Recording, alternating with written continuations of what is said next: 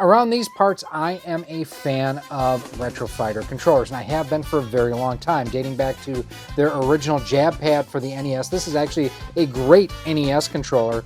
Moving forward to things like the Brawler 64, the Brawler 64 Wireless, even forward still to the BattlerGC Pro.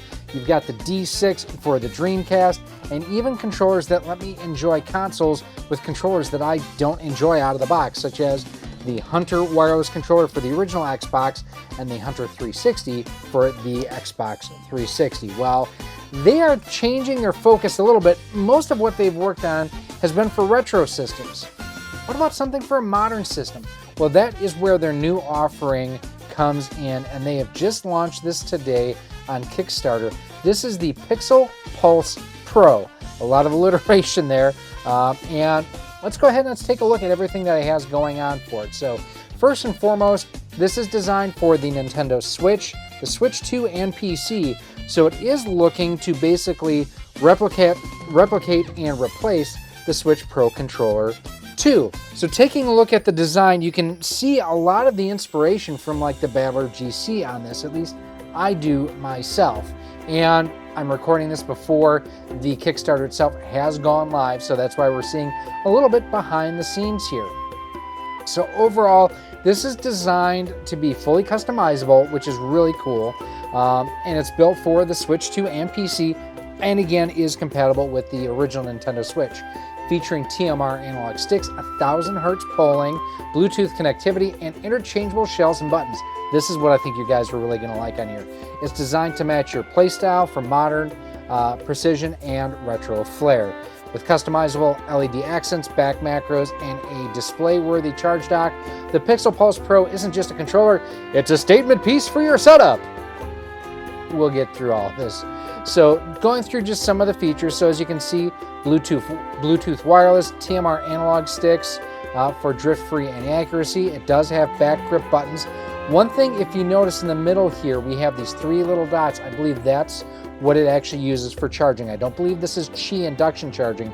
I believe it actually makes contact with the back of the controller, similar to like what the iPad uses for the controller.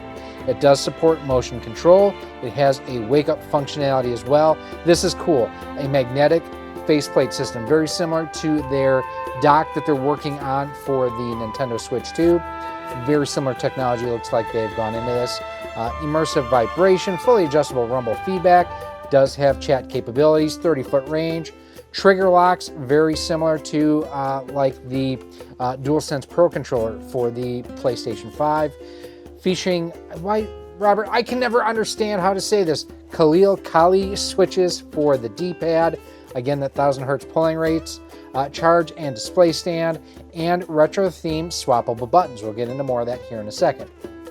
Out of the box, it's going to have 4 colors. You can see it scrolling through here. So it's going to have atomic purple, smoke black, ice blue, and extreme green. For me, I like the smoke black myself, and I do like the atomic purple. I like the red one, but that's just me. And then it is tested, tuned, and turbocharged for performance. So here's the thing, is a lot of people always are concerned with wireless controllers, lag, latency, delay.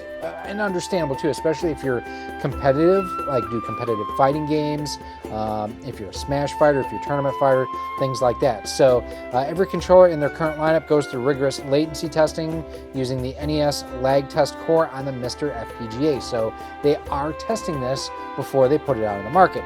It gives us a detailed graph of real performance once the firmware is finalized. It ensures low latency, high polling rates that are crisp, instant responsive, every gamer deserves.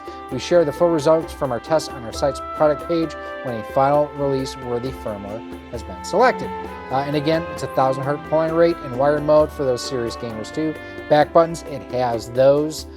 So here's a look at the TMR Analog Sticks as it goes in here.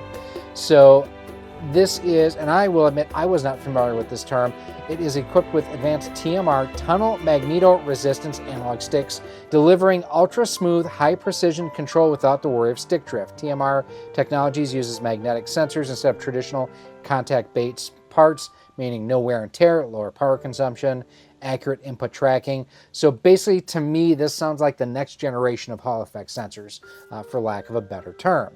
It does have a 3.5mm headphone jack on the bottom of the controller right about here.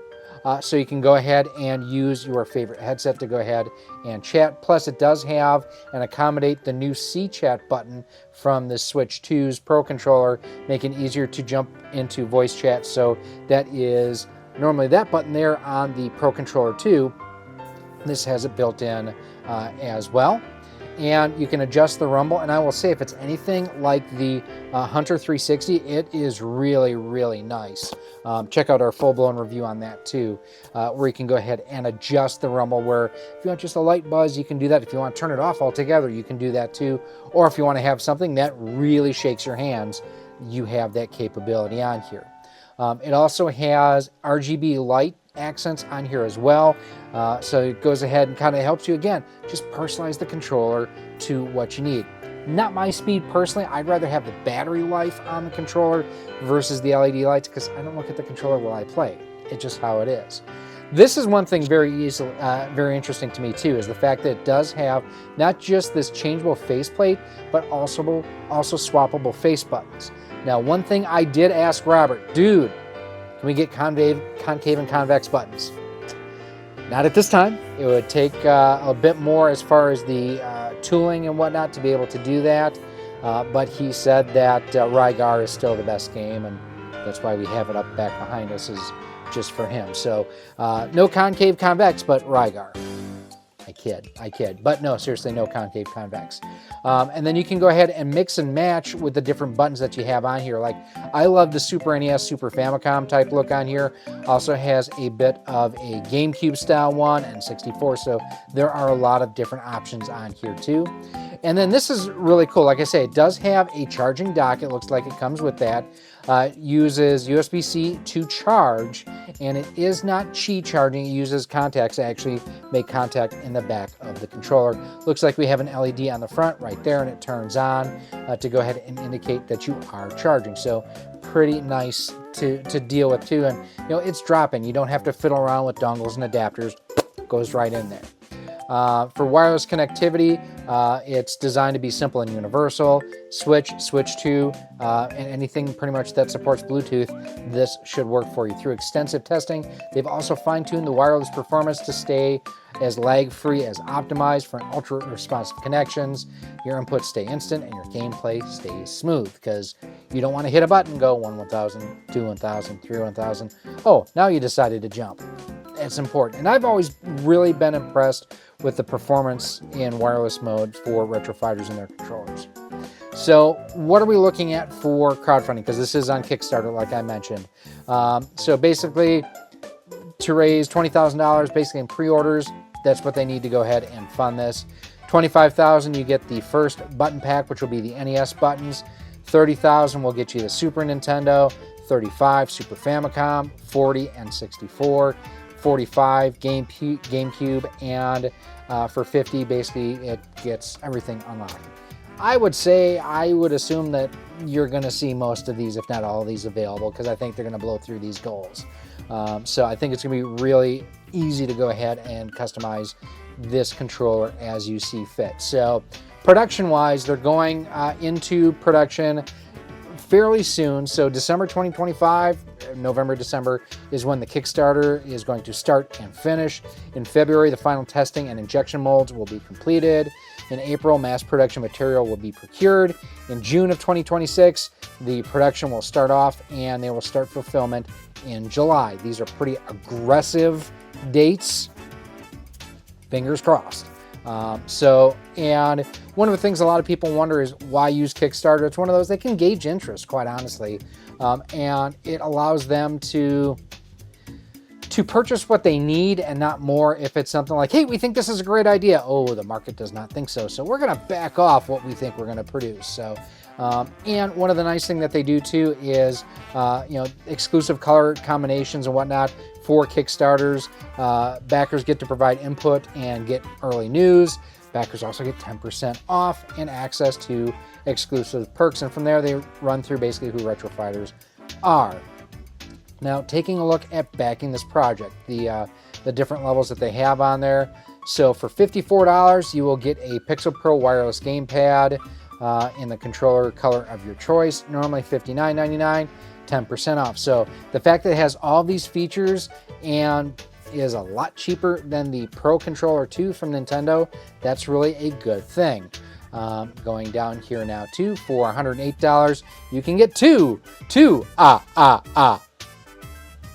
And then 162 gets you 3, and then for 100 or 216 gets you all 4. And you can just back the project as well if you believe in it. I'm digging these colors. I'm liking everything that they're doing with this. Like I say, I would like to see a couple more colors. I'd love to see green. I'm not green. I'd love to see red. We have green, kind of that one right there. We've got the gray, which looks great too.